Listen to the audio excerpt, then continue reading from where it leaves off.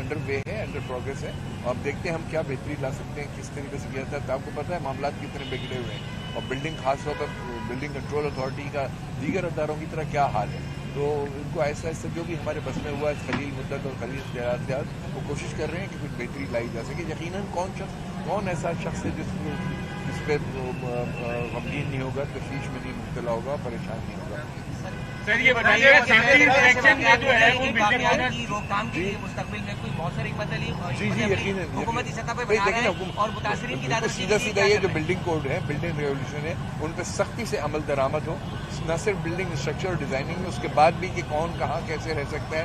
फिर यह है कि फायर फाइटिंग का मुकम्मल इंतजाम होना चाहिए, उसके अलावा इसके रूट्स होने चाहिए, फायर की ड्रिल्स होनी चाहिए, उसमें क्या मटेरियल बिल्डिंग में अलाउ किया जाएगा, क्या नहीं किया जाएगा, पर स्क्वायर फिट कितनी डेंसिटी अलाउ की जाएगी, तमाम दीगर बहुत तफासील है उसकी, उस पर अमल दरामद होना चाहिए और कोशिश करेंगे कि हो इंशाल्लाह। सर सेफ्टी इंस्पेक्शन जो चल रहा है शहर में, उसमें जो है वो चीफ फायर ऑफिसर आज ये कह रहे हैं कि लोग जो है उनके साथ कोऑपरेट नहीं कर रहे, उन्हें धमका रहे हैं, तो जो है वो ये कानून की पासदारी नहीं हो रही, रिस्क जो है वो बहाल नहीं हो रही। कौन क्या करेंगे? आज जो है वो चीफ फायर ऑफिसर कह के गए जो सेफ्टी इंस्पेक्शन चल रहा है शहर में, उसमें जो है वो लोग उनके साथ कोऑपरेट नहीं कर रहे। नहीं, अगर उनको ऐसा खदशा है तो फौरी तौर पे वो चीफ मिनिस्टर हाउस में डायरेक्ट आके कंप्लेन करें, किसी भी जरिए से कंप्लेन करें, हमारी नॉलेज में जाए, जो धमकाने की कोशिश कर रहा है तो उसके खिलाफ कार्रवाई होगी।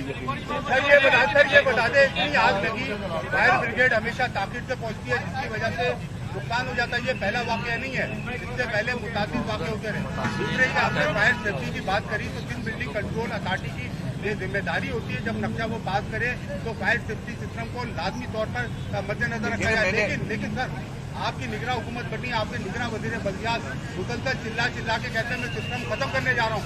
जिन बिल्डिंग में आज भी वही सिस्टम चल रहा है, नक्शा पास होता है, कुछ बिल्डिंग बनती है कुछ, अब ये लोग मरे, आरजी मार्ग में लोग मरे, इन सब के लोगों की हलाकत का जिम्मेदार कौन है, आप किसको समझते हैं? अभी मैंने तफसील से तमाम बातों पर रोशनी डालने की कोशिश की है। Thank you very much.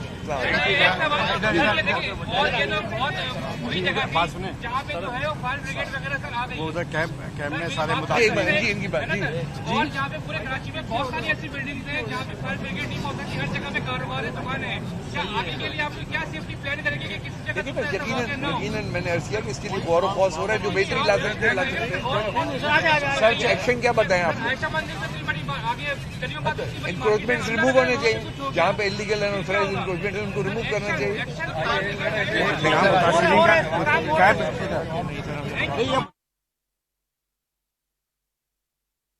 Karachi में निगरान वॾो वज़ीर मीडिया सां ॻाल्हि ॿोल करे रहियो हो। संदसि चवण आहे त वाक़े जी जांच जारी आहे, ज़िम्मेवारनि खे कंहिं बि सूरत में बख़्श न कयो वेंदो।